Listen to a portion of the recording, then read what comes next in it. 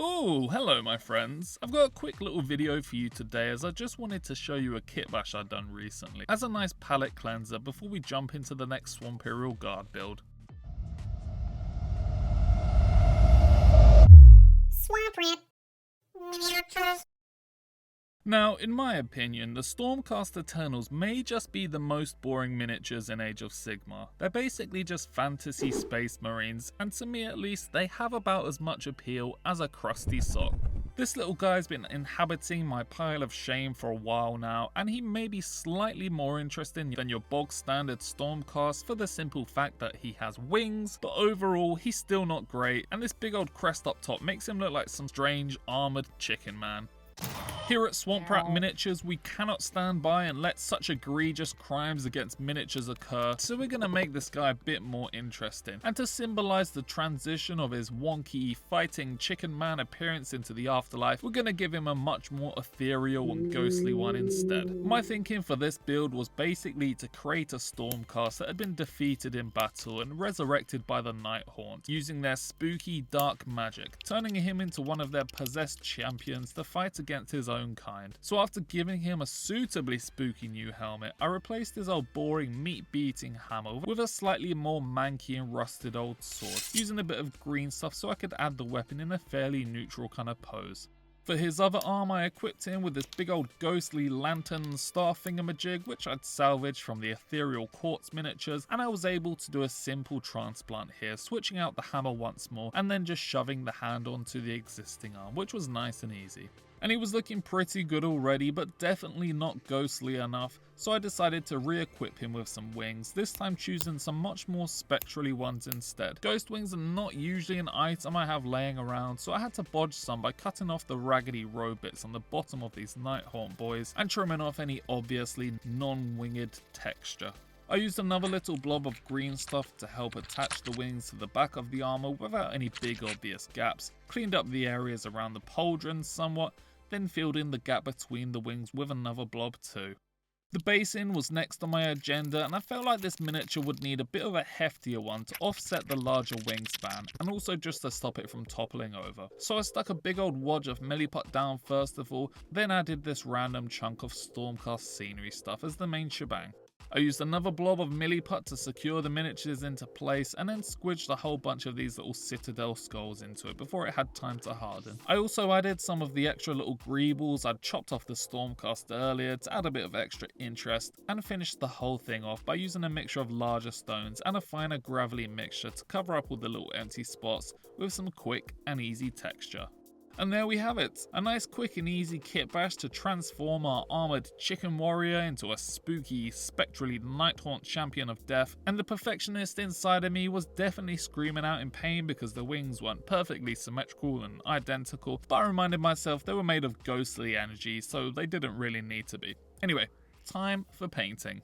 So I'm starting off with a slightly crunchy priming for this miniature as I decided to do it outside in Gale Force 15 winds for some reason, but I wanted to build up quite a dark and dingy metallic effect for the armor first of all, as it helped this guy look all evil and spooky and also contrast nicely with the glowing spectral colours I'd be painting in later.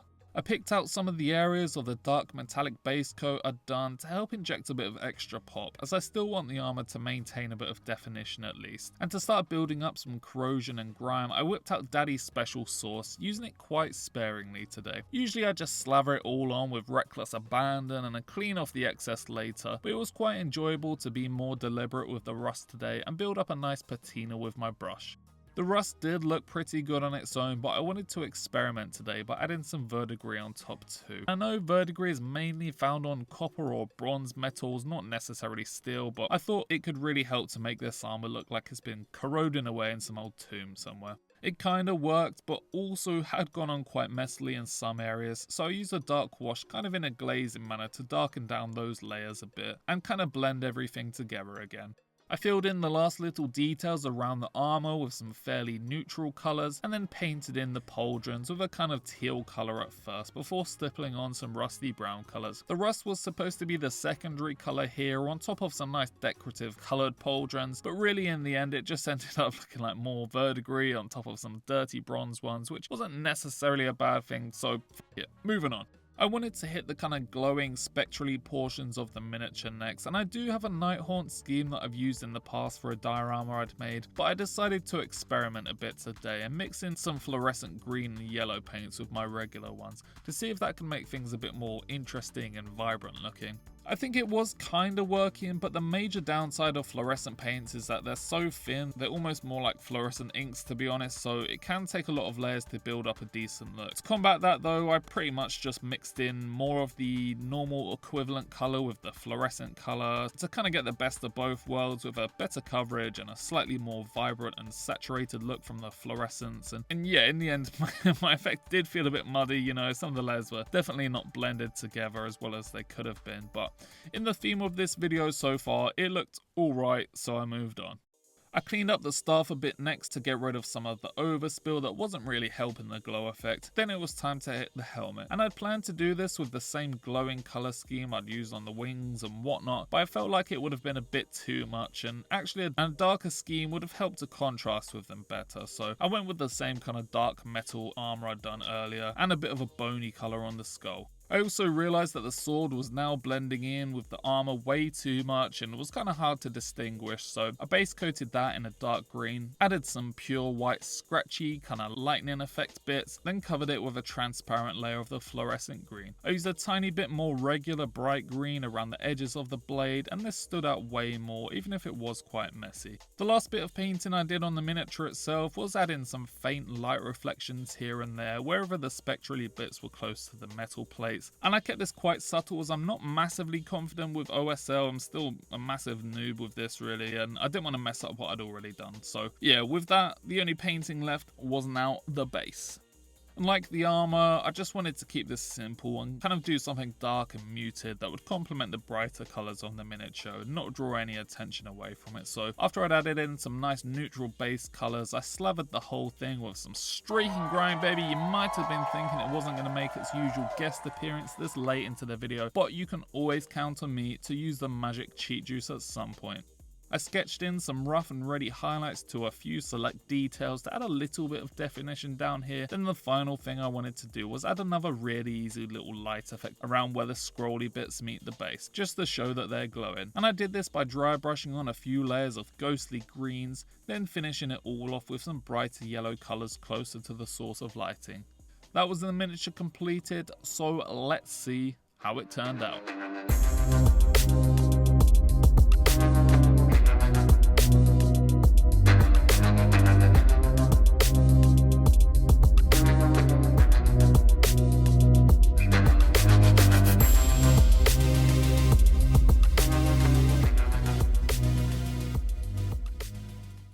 So my friends, what do you think of this bad boy? For me it was a nice and easy build, followed by an ever so slightly messy paint job, but yeah, overall it was a really fun trip back into the world of fantasy and a nice palette cleanser from the kind of grim dark 40k stuff I found myself focusing on recently.